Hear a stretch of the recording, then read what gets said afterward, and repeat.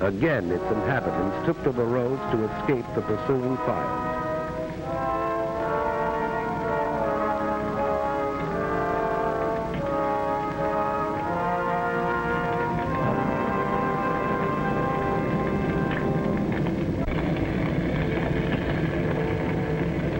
The cathedral crashed in flames. The invaders rolled on. Morning found the refugees still fleeing blindly. Reputable observers said these refugees were machine gunned from the air. There is no photographic evidence of this. And this is what they fled. The Nazi machine moved on, and after a day's destruction, paused only to sleep.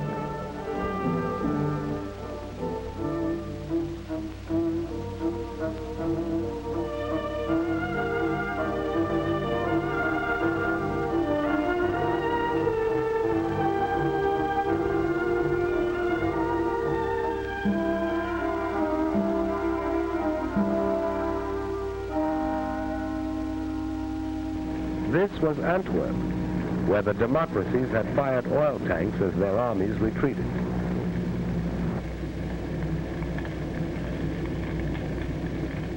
The improvised Allied defense collapsed. The British Army was driven into the Sea of Dunkirk, according to plan. Dunkirk has been called the triumph of man over the machine.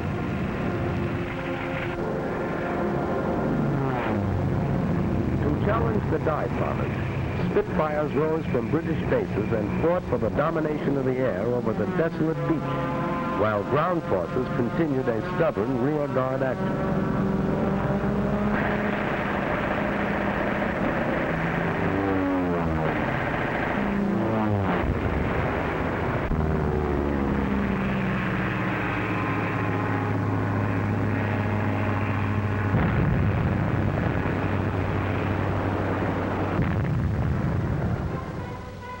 British ships, cruisers, destroyers, yachts, paddle boats, anything that could float, crossed the channel and evacuated some 350,000 British and French troops back to England. For the British were determined to save their men.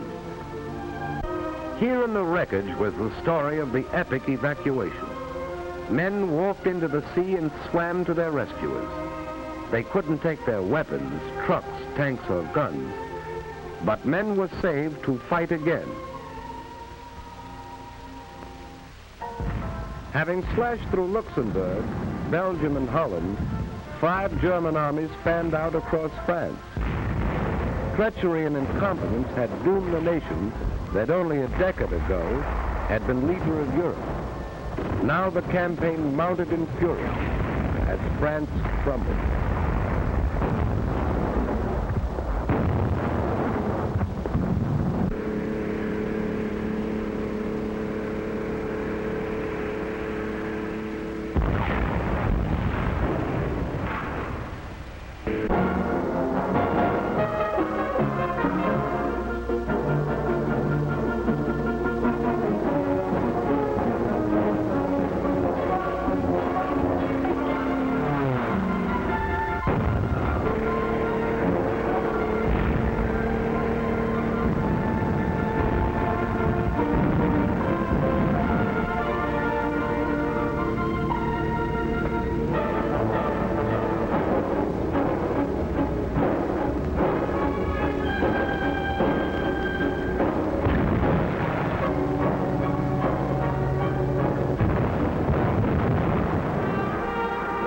On June 10th, 4 days before France fell, Mussolini entered the war. He had waited until that moment to make his decision.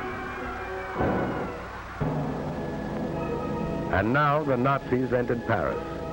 This had been the dream of the Kaiser in the last war. Hitler achieved it.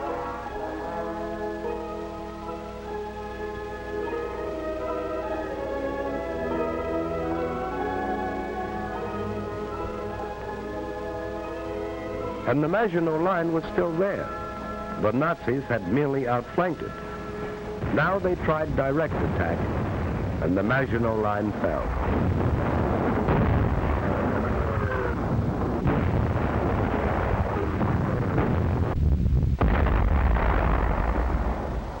The First World War had ended officially in this railroad car, where Marshal Foch had received the delegates of the vanquished Germans. Hitler commandeered the car for what he believed was the end of the Second World War.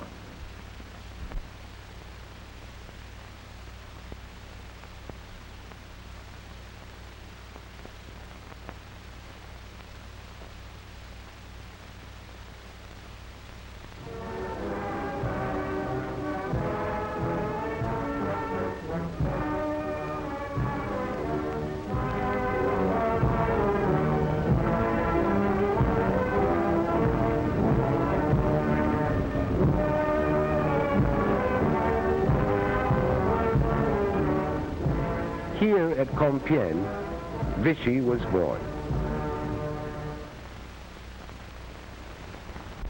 Hitler was happy.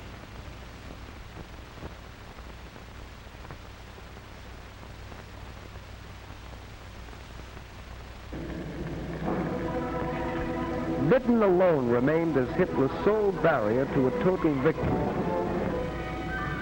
Nazi submarines, now berthed on the conquered coast, set out to starve the British people into submission.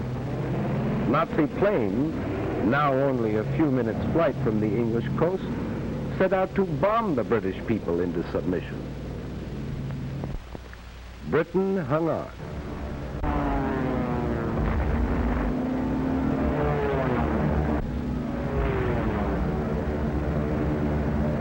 They bombed railroads and factories to disrupt transportation and war production. They bombed by day, and when the Royal Air Force smashed more than 180 of the bombers out of the sky in one session, they bombed by night. The face of London changed. Historic landmarks disappeared. Night after night, London was left a sea of fire.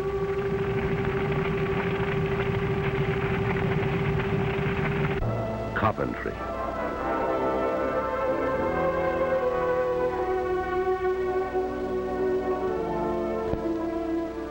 Air armadas appeared over these cities through the fall and winter of 1940 and well into the spring of 1941. Wreckage was cleared and production continued. A new army was created, equipped with new weapons. And Hitler, frustrated, turned east. If this were to be a long war, he would need Russian oil and Russian wheat. So he proclaimed himself anew the archenemy of communism, despite his earlier plea to the German people that National Socialism and communism could live side by side. Now he told them he didn't mean what he said before, but he did mean what he said before that. Military spokesman in Berlin said the Red Armies would be encircled and destroyed within 6 weeks. Its remnants would retreat back of the Urals. There the Japanese could deal with them at the proper time. Joseph Stalin rallied the Russian people. Soldiers and civilians responding with a unanimity that amazed a world that had heard much and knew little of them, rose to repel and harry the invaders.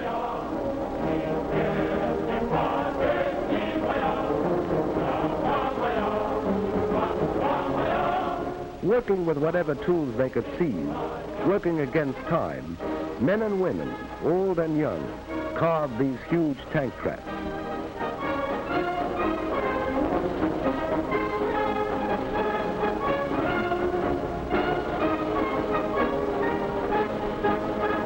Weapons were distributed to civilian guerrillas assigned to operate back of enemy lines. Anti-aircraft guns swung into place to battle Luftwaffe advance units.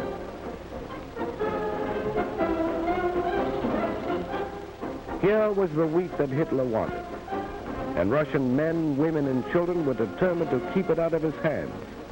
They would have neither food nor shelter. Factories worked day and night, for the Russians knew this was a war of machines. Entire plants were moved east, complete with workers. Weapons of war poured out of these factories, and the Germans, as well as the rest of the world, discovered the Russians had tanks to meet tanks and planes to meet planes. The Russians retreated, but not without inflicting sizable casualties.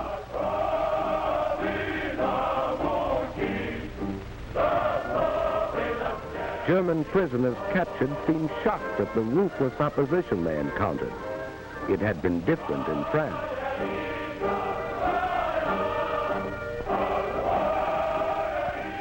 Winter found the Russian army still intact. German casualties mounted until they were counted in the millions. Hitler's armies were not smashed in the winter campaign, but the Russians gained the initiative and held it. As the snows melted, Hitler was to meet new Russian armies and new machines as summer came to the 2,000-mile front.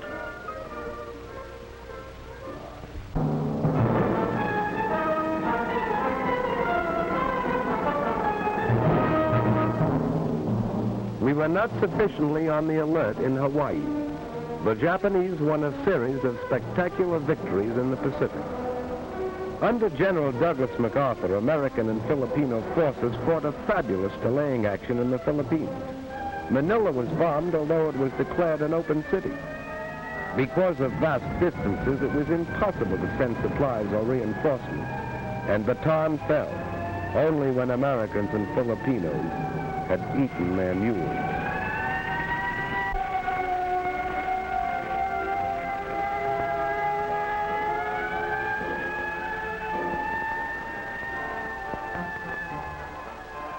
General MacArthur established his headquarters in Australia, and as Commander-in-Chief of the United Nations forces in that area, prepared for the offensive that would develop inevitably. For despite setbacks, we had established a supply chain 6,000 miles across the Pacific that stretched to New Zealand. Like the other democracies, we were not prepared for total war. Fortunately, under the Lend-Lease Act of March 1941, we had set out to become the arsenal of the free and fighting nations. We were determined to supply them with our war goods, whether they could afford to pay or not. We were buying time. Time to convert the industries of peace into war. Time to make ships, merchant ships and warships. Time to make planes and more planes, bombers and fighters, faster, more powerful than any the world had ever seen. Time to make guns and more guns, shells and more shells, tanks and more tanks. Time to gather the huge strength which was ours, to pour the great riches of American earth into the cauldron of war. Iron, steel, oil, coal. Time to build a navy called upon to fight in both oceans and upon all the seas, to convoy men and weapons to Australia, to Britain, to the Middle East, to Russia. A navy that had already undertaken daring raids upon the Gilbert and Marshall Islands and braved Japanese waters, and had taken a heavy toll of the invading forces in the Makassar Straits, and had won the first battle in the Coral Sea. Time to expand a miniature professional army into a modern war machine.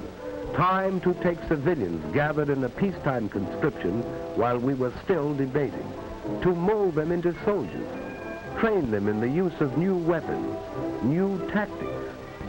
And we were buying time to weld the home front and the fighting front into one. For this was total war, and we realized victories were born in the production line.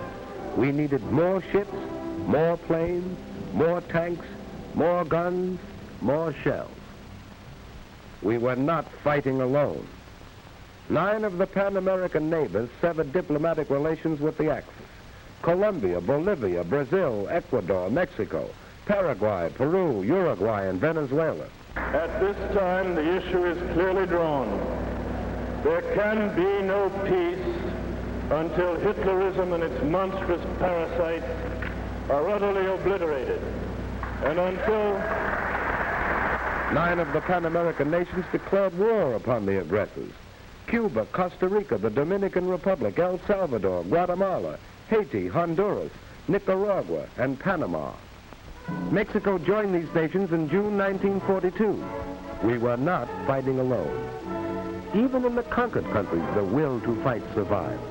Dutch, Belgians, Yugoslavs, Greeks, Czechs, Filipinos, Poles, Norwegians, free Frenchmen, all fought with us on the far-flung battlefield. Australians, New Zealanders, South Africans, Canadians. We were not fighting alone in this war of the people seeking a world without war for their children.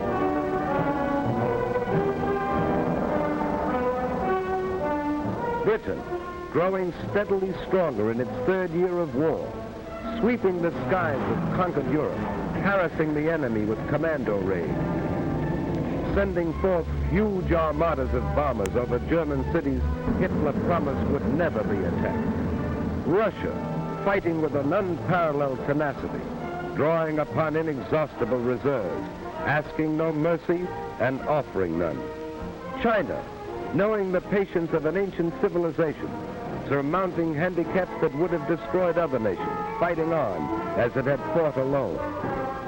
And the people of the United States, an angry people, whose resources and privileges were the envy of the world, offering these without stint, fighting in the factories and the foxholes, fighting in the jungles, the deserts, the frozen wastes, fighting on all the oceans, fighting for survival, fighting a war which would be hard and might be long, but which they would win.